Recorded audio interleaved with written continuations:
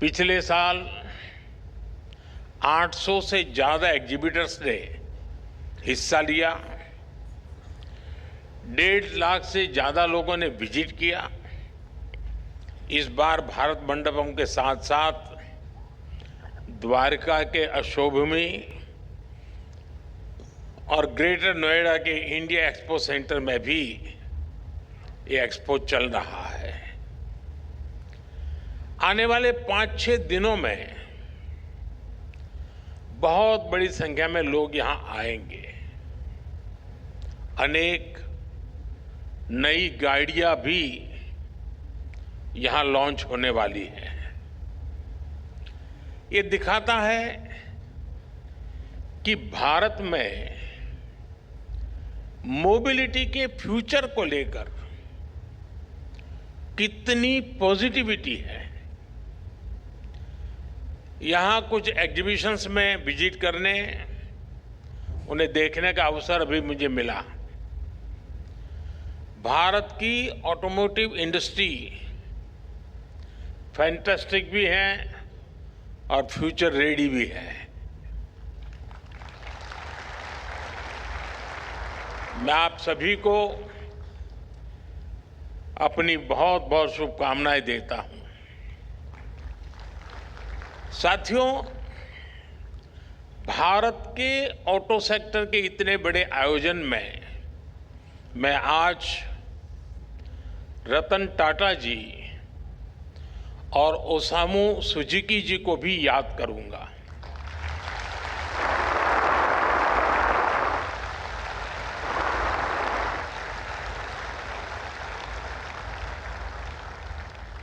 भारत के auto sector की growth में मिडिल क्लास के सपने को पूरा करने में इन दोनों महानुभावों का बहुत बड़ा योगदान रहा है।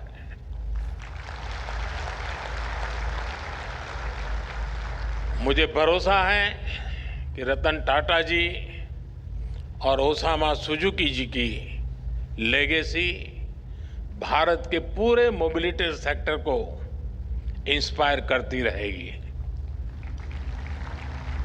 साथियों, आज का भारत एस्पिरेशन से भरा हुआ है, युवा ऊर्जा से भरा हुआ है। यही एस्पिरेशंस हमें भारत की ऑटोमोटिव इंडस्ट्री में दिखाई देती है। बीते साल में भारत की ऑटो इंडस्ट्री करीब 12% की ग्रोथ से आगे बढ़ी है। Make in India, make for the world के मंत्र पर चलते हुए अब एक्सपोर्ट भी बढ़ रहा है। इतनी तो दुनिया के कई देशों की पॉपुलेशन नहीं है जितनी हर साल भारत में गाड़ियां बिक रही हैं। एक साल में करीब 2.5 करोड़ गाड़ियां बिकना ये दिखाता है कि भारत में डिमांड लगातार कैसे बढ़ रही है। ये दिखाता है कि जब मोबिलिटी के फ्यूचर की बात आती है तो भारत को क्यों इतनी उम्मीदों के साथ देखा जा रहा है। साथियों, भारत आज दुनिया की 5वीं बड़ी इकोनॉमी है और पैसेंजर व्हीकल मार्केट के रूप में देखें तो हम दुनिया में नंबर 3 पर है। आप कल्पना कीजिए कि जब भारत दुनिया की टॉप 3 इकोनॉमी में शामिल होगा तब हमारा ऑटो मार्केट कहां होगा। विकसित भारत की यात्रा मोबिलिटी सेक्टर के भी अभूतपूर्व ट्रांसफॉर्मेशन की कई गुना विस्तार की यात्रा होने वाली है। भारत में मोबिलिटी के फ्यूचर को ड्राइव करने वाले कई फैक्टर्स हैं, जैसे भारत की सबसे बड़ी युवा आबादी, मिडिल क्लास का लगातार बढ़ता दायरा, तेजी से होता अर्बनाइजेशन, भारत में बन रहा आधुनिक इंफ्रास्ट्रक्चर, मेक इन इंडिया से अफोर्डेबल व्हीकल, ये सारे फैक्टर्स भारत में ऑटो सेक्टर की ग्रोथ को पुश करने वाले हैं, नई ताकत देने वाले हैं। साथियों, ऑटो इंडस्ट्री के विकास के लिए नीड और एस्पिरेशंस, ये दोनों बहुत जरूरी होते हैं। और सद्भाग्य से भारत में आज ये दोनों वाइब्रेंट है। आने वाले कई दशकों तक भारत दुनिया का सबसे युवा देश रहने वाला है। यही युवा आपका सबसे बड़ा कस्टमर है। इतना बड़ा युवा वर्ग कितनी बड़ी डिमांड क्रिएट करेगा, इसका अनुमान आप भली भांति लगा सकते हैं। आपका एक और बड़ा कस्टमर भारत का मिडिल क्लास है। बीते 10 वर्षों में 25 करोड़ भारतीय गरीबी से बाहर निकले हैं। ये न्यू मिडिल क्लास अपना पहला व्हीकल ले रहा है। जैसे जैसे तरक्की होगी, ये अपने व्हीकल को भी अपग्रेड करेंगे और इसका बेनिफिट ऑटो सेक्टर को मिलना पक्का है। साथियों, कभी भारत में गाड़ियां न खरीदने का एक कारण अच्छी सड़कों, चौड़ी सड़कों का अभाव भी था। अब ये स्थिति भी बदल रही है।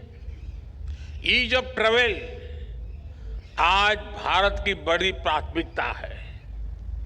पिछले वर्ष के बजट में इंफ्रास्ट्रक्चर के निर्माण के लिए 11 लाख करोड़ रुपए से अधिक रखे गए थे। आज भारत में मल्टी लेन हाईवे का, एक्सप्रेसवे का जाल बिछ रहा है। पीएम गति शक्ति नेशनल मास्टर प्लान से मल्टी मॉडल कनेक्टिविटी को गति मिल रही है। इससे लॉजिस्टिक कॉस्ट कम हो रही है।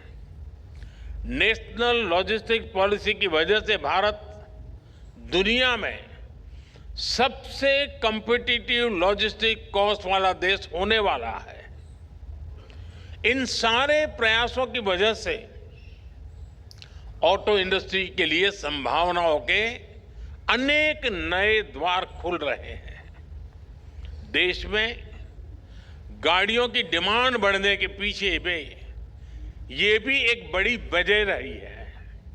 साथियों, आज अच्छे इंफ्रास्ट्रक्चर के साथ साथ नई टेक्नोलॉजी को भी इंटीग्रेट किया जा रहा है। फास्टैग से भारत में ड्राइविंग एक्सपीरियंस काफी आसान हुआ है।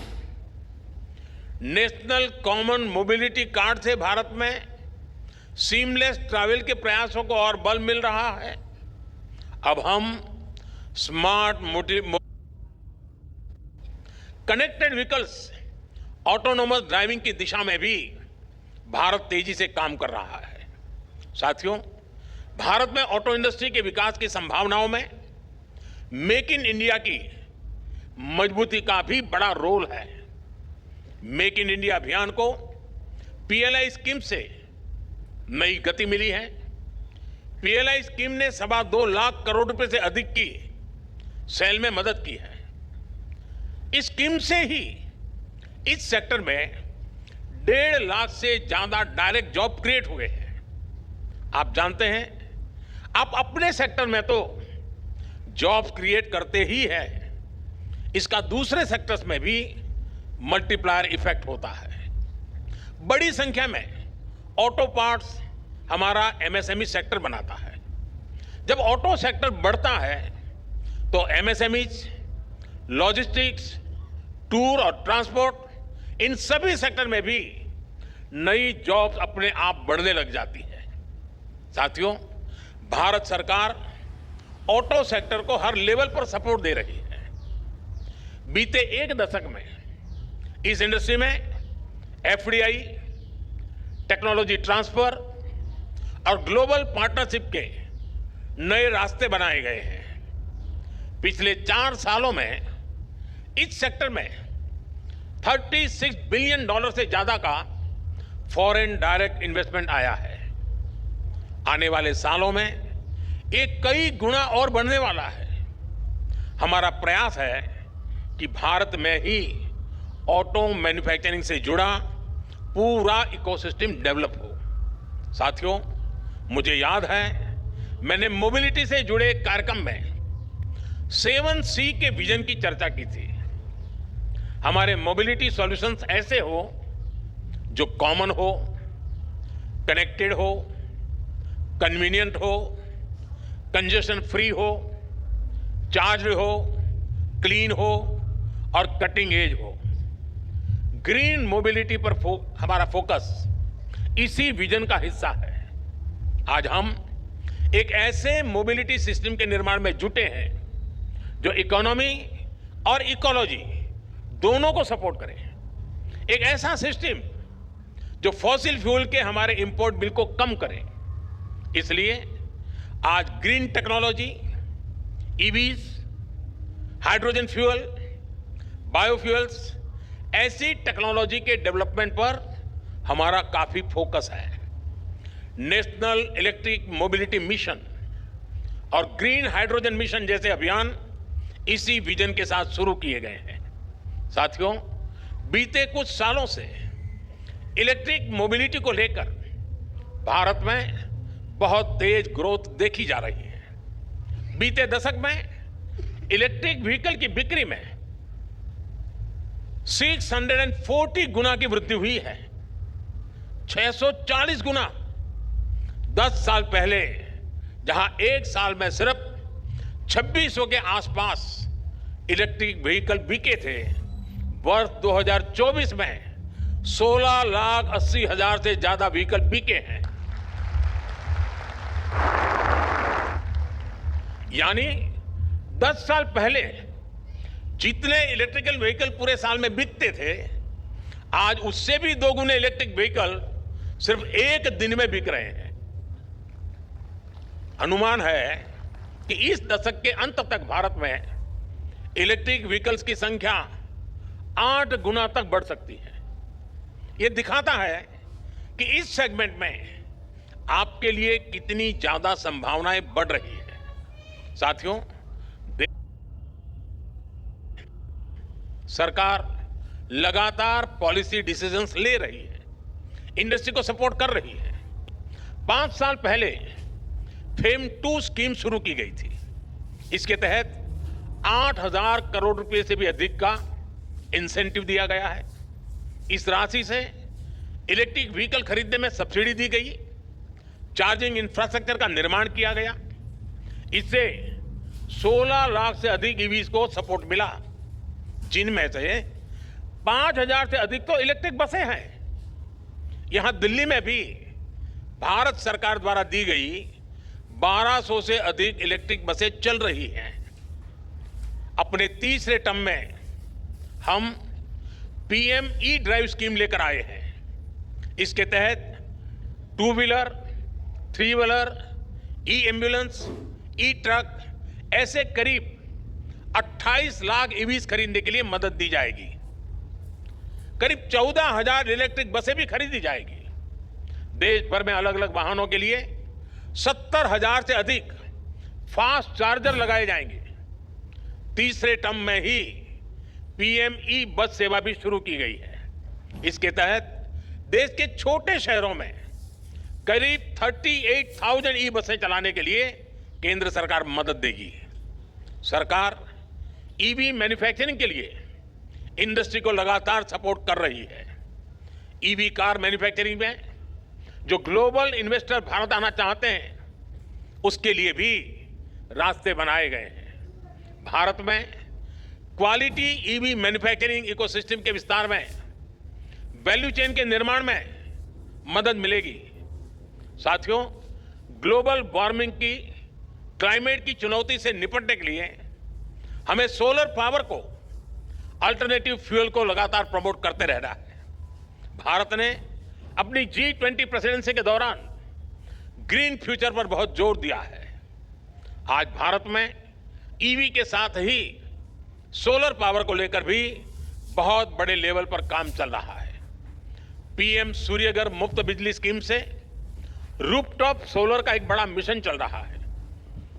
ऐसे में इस सेक्टर में भी बैटरी की स्टोरेज सिस्टम की डिमांड लगातार बढ़ने वाली है। सरकार ने advance chemistry cell battery storage को बढ़ावा देने के लिए 18,000 करोड़ रुपए की PLI स्कीम शुरू की है। यानी इस सेक्टर में बड़े इन्वेस्टमेंट का आपके लिए ये सही समय है। मैं देश के ज्यादा से ज्यादा नौजवानों को भी एनर्जी स्टोरेज सेक्टर में स्टार्टअप्स के लिए इनवाइट करूंगा। हमें ऐसे इनोवेशंस पर काम करना है जो भारत में ही मौजूद मटेरियल से बैटरी बना सके, स्टोरेज सिस्टम बना सके। इसको लेकर देश में काफी काम हो भी रहा है, लेकिन इसको मिशन मोड पर आगे बढ़ाना जरूरी है। साथियों, केंद्र सरकार का इंटेंट और कमिटमेंट एकदम साफ है। चाहे नई पॉलिसी बनानी हो या फिर रिफॉर्म्स करने हो, हमारे प्रयास लगातार जारी है। अब आपको इन्हें आगे बढ़ाना है, इनका फायदा उठाना है। अब जैसे व्हीकल स्क्रैपिंग पॉलिसी है, जितने भी मैन्युफैक्चरर्स हैं, आप सभी से मेरा आग्रह है कि इस पॉलिसी का लाभ उठाएं। आप अपनी कंपनी में भी अपनी भी एक इंसेंटिव स्कीम लेकर आ सकते हैं। इससे ज्यादा लोग अपनी पुरानी गाड़ियां लेकर स्क्रैप करने के लिए आगे आएंगे। ये मोटिवेशन बहुत जरूरी है। ये देश के एनवायरनमेंट के लिए भी आपकी तरफ से बहुत बड़ी सर्विस होगी। साथियों, ऑटोमोटिव इंडस्ट्री इनोवेशन ड्रिवन है, टेक्नोलॉजी ड्रिवन है। इनोवेशन हो, टेक हो, स्किल हो या फिर डिमांड, आने वाला समय ईस्ट का है, एशिया का है, भारत का है।